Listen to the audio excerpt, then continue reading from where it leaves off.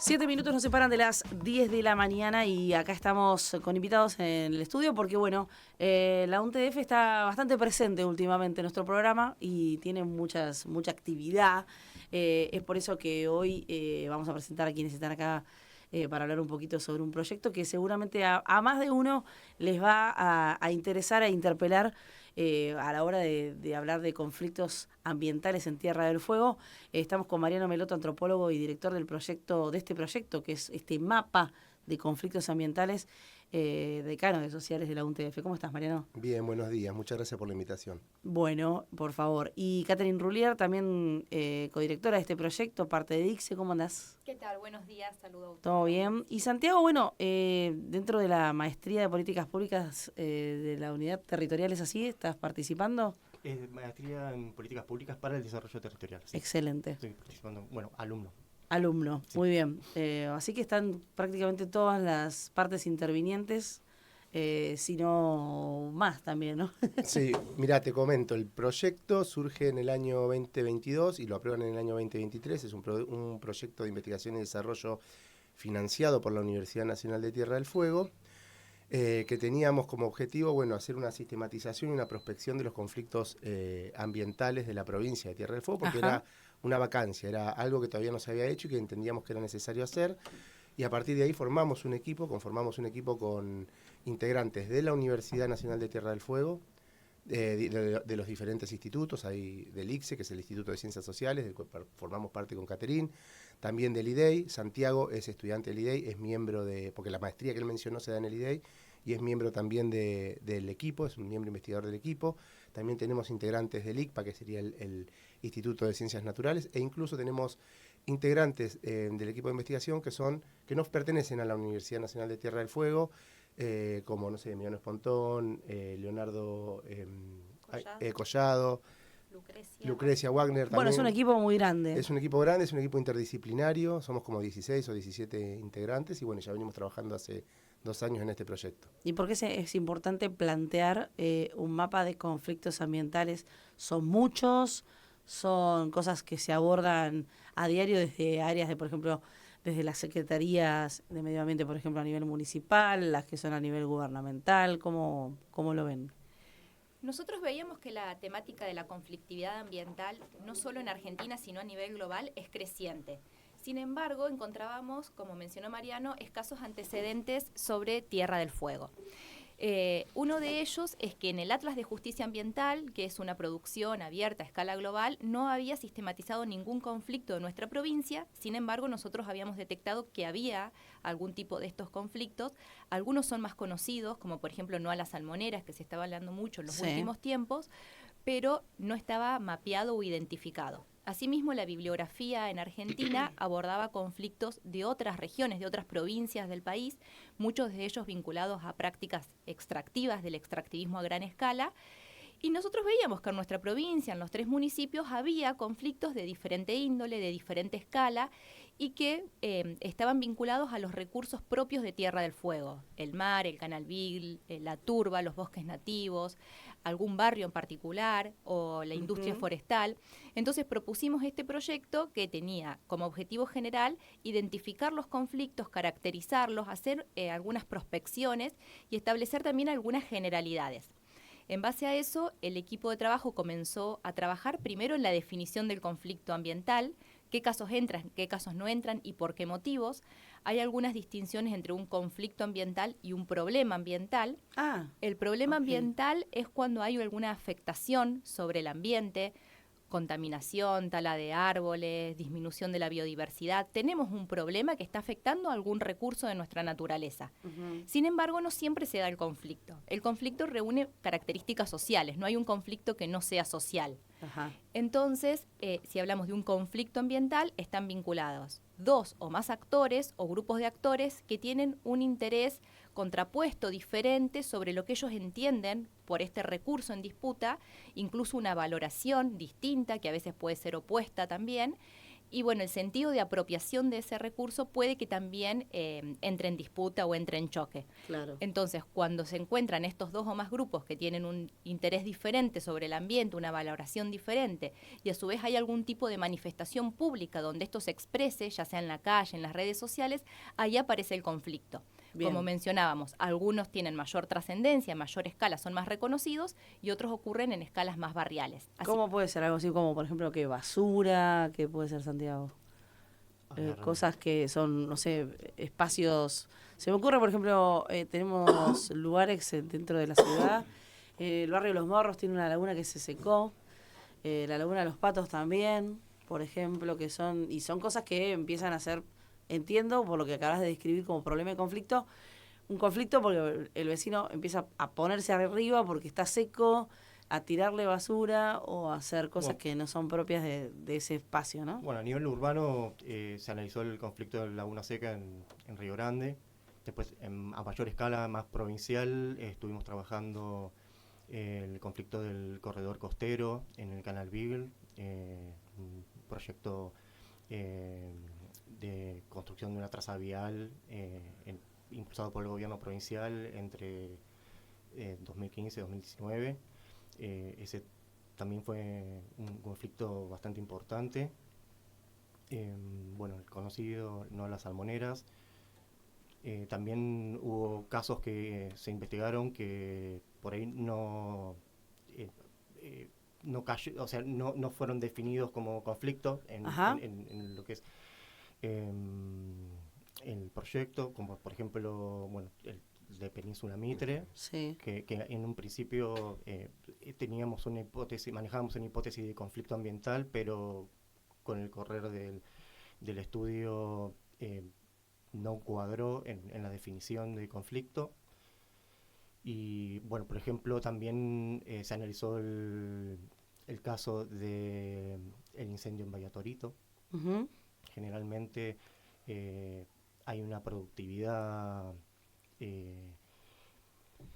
jurídica, los generan ese tipo de resultados los conflictos, como por ejemplo una ley, Bahía Encerrada, sí, perdón, Bahía Encerrada, por ejemplo.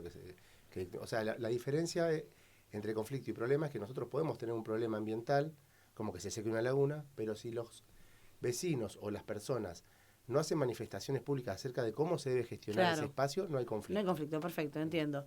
Por eso es que también pedía ejemplos para que cada uno del otro, bueno, los que nos están escuchando, por ahí digan, lo asocien o entiendan que también como quién es que está agarrando este guante, o para decir, bueno, hasta dónde es, porque por ahí lo que hace desde el lado estatal o gubernamental es abordar la problemática en el momento, pero no hay un análisis o no hay una proyección. Y eso viene a ser un poco lo que están haciendo ustedes, ¿no? Exacto. Y con respecto por ahí a la pregunta que hacías antes sobre la importancia de estudiar los conflictos ambientales, también tiene que ver con que nosotros lo que vimos, lo que estamos viendo, es que a los vecinos de Tierra del Fuego les interesa la cuestión ambiental, ¿sí? Y que progresivamente, desde los años 90 a esta parte, cada vez hay más conflictos y más manifestaciones en esa dirección, ¿no? En la dirección de, bueno, ¿qué hacemos con los recursos, qué hacemos con el ambiente, qué hacemos con las cuestiones, con los comunes, ¿no?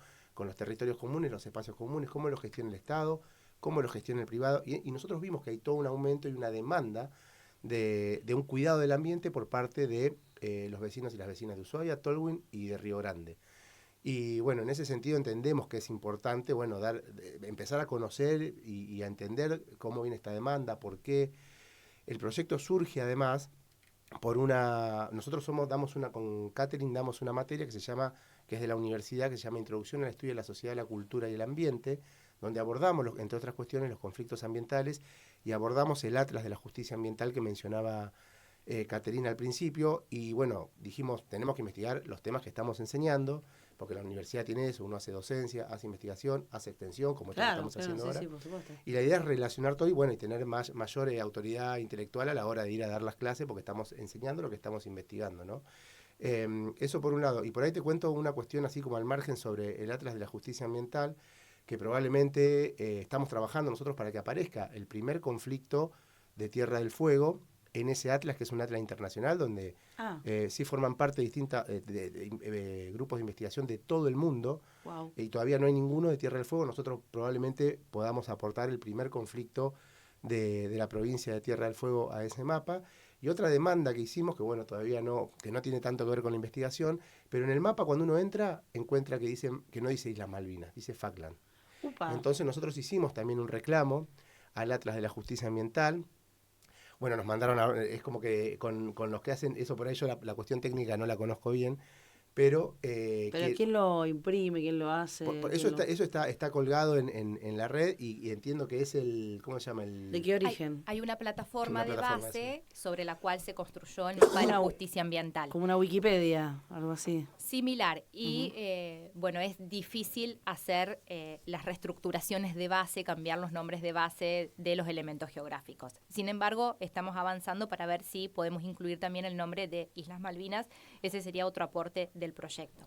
Y volviendo a nuestra investigación, si bien nosotros hemos identificado hasta el momento 18 casos de conflictos ambientales en la provincia, este trabajo es dinámico. Quizás en el futuro puedan aparecer más, quizás haya alguno que no lo hayamos identificado, pero se pueden hacer aportes y nosotros estamos abiertos a los comentarios.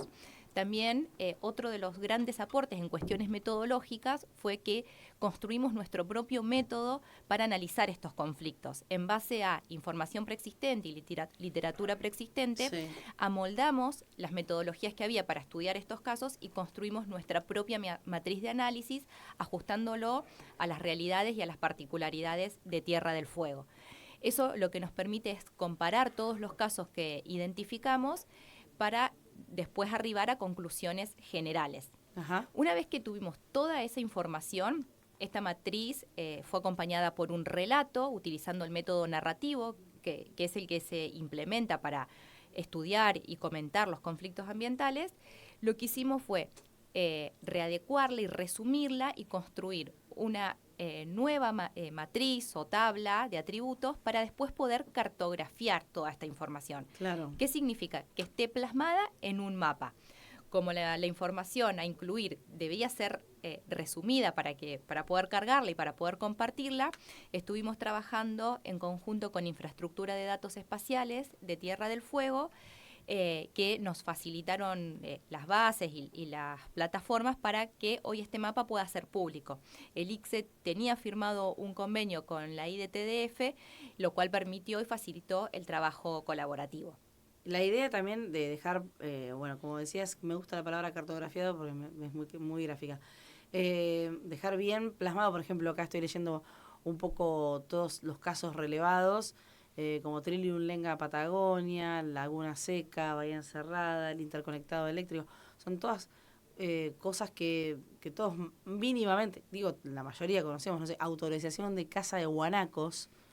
Claro, ese fue un caso, en realidad el tema del guanaco es un conflicto que viene, si se quiere, desde la colonización de la isla por parte de los europeos, ¿no? Mira. De los pioneros europeos que en un primer momento arrasaban con todo lo que estaba, digamos, en el territorio, guanaco, pueblos originarios. Todo bicho que camina va a parar al asador. Bichos y personas, ¿no? Sí. Era como, o se adaptaban a la economía rural capitalista o, bueno, eran exterminados, ¿no?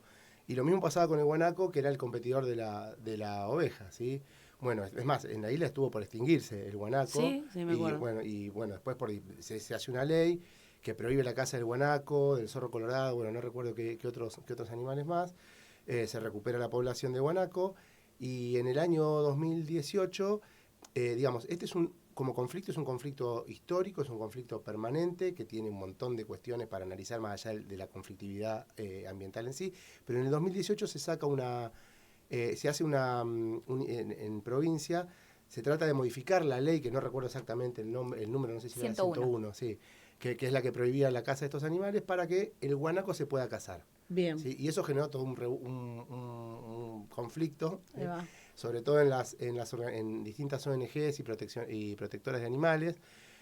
Incluso hubo también manifestaciones de investigadores del CADIC, ¿sí? Del ámbito científico, que dijeron, bueno, esto no se puede así nomás sacar una ley, sino que tiene que haber todo un análisis previo de impacto, de cómo se va a hacer cómo se va a habilitar la caza, quién va a poder cazar y demás. Bueno, duró muy poco, fue muy cortito, pero fue como una expresión de un conflicto histórico mucho mayor que está siempre latente, ¿no? Porque siempre Claro. está latente la cuestión del ONACO. De hecho, en Santa Cruz se lo puede cazar Sí, y también sí, y se genera... vende. Y se vende y también genera también Sí. manifestaciones por parte de algunas organizaciones, ¿sí?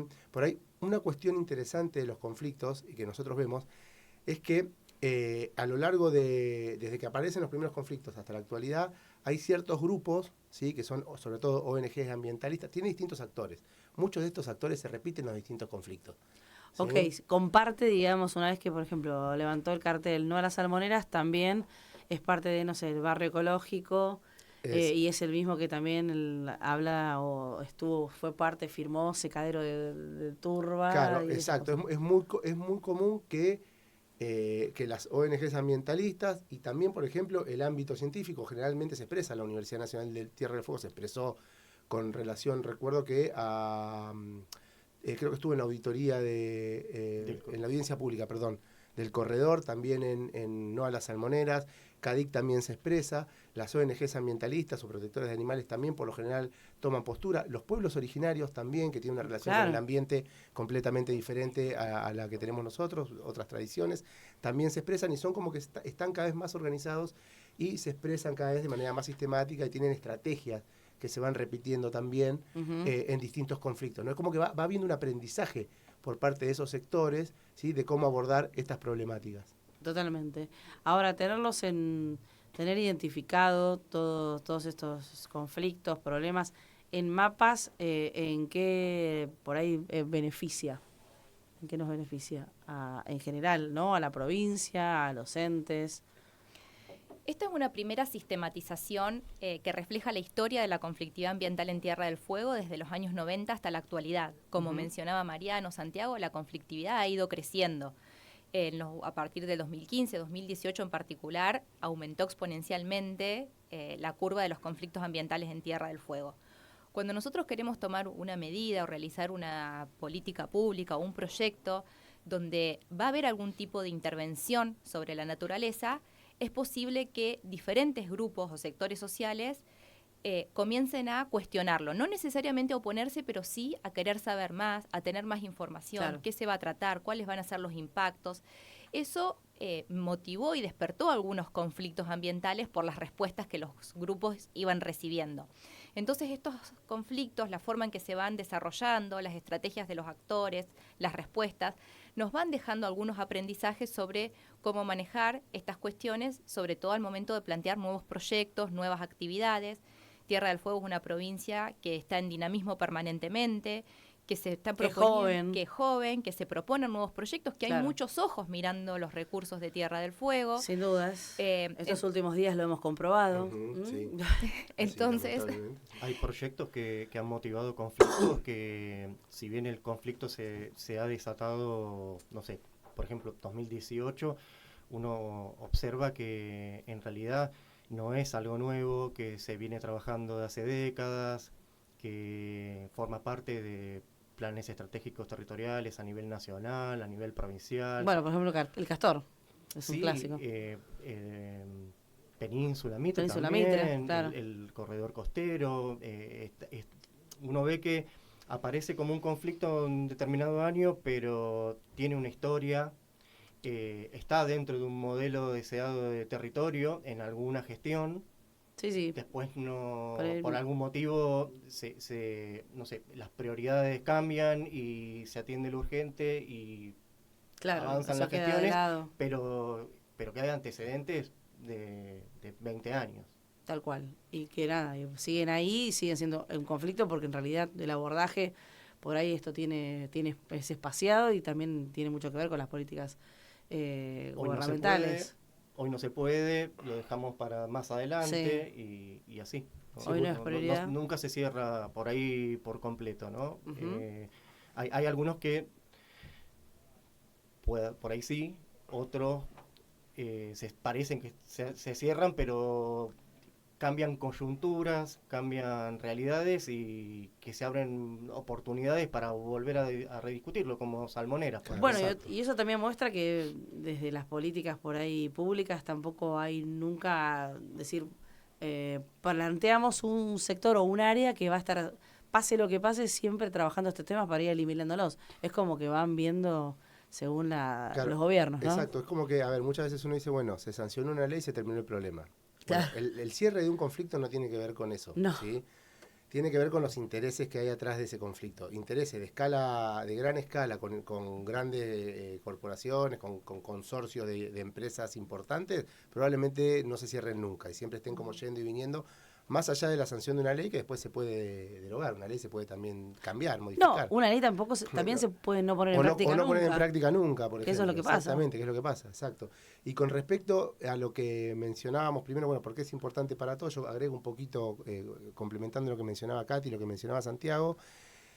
Nosotros incluso dentro del grupo no tenemos todas posiciones tomadas con respecto a todos los conflictos. En algunos estamos de acuerdo, con otros más o menos, una parte sí, otra parte no, porque hay un montón de dimensiones que se juntan en un conflicto, ¿no? Porque por un lado uno tiene, sí, el cuidado del ambiente, pero también está la posibilidad de desarrollo de un territorio, el trabajo de las futuras generaciones. Hay muchas cosas que se ponen en juego y que hacen que no siempre tengamos una decisión tomada, de decir a favor o en contra con respecto a tal o cual proyecto. Con algunos sí, con otros no tanto, incluso tenemos diferencias al interior del grupo, pero me parece que lo importante es escuchar lo que quieren los vecinos. Vivimos en democracia y somos los y las personas que vivimos en Tierra del Fuego los que tenemos que decir qué se hace con el territorio. Ujú. Más allá, y después pagaremos las consecuencias nosotros Sí, si es la por decisión supuesto. que tomamos, ¿no? Pero si los vecinos dicen, miren, no queremos esto, por ejemplo, el caso de la salmonera yo creo que fue muy claro, ¿sí? Más allá de la posibilidad que puede haber de desarrollar trabajo, Sí, no sí, desarrollar sí. trabajo, que tampoco está tan claro,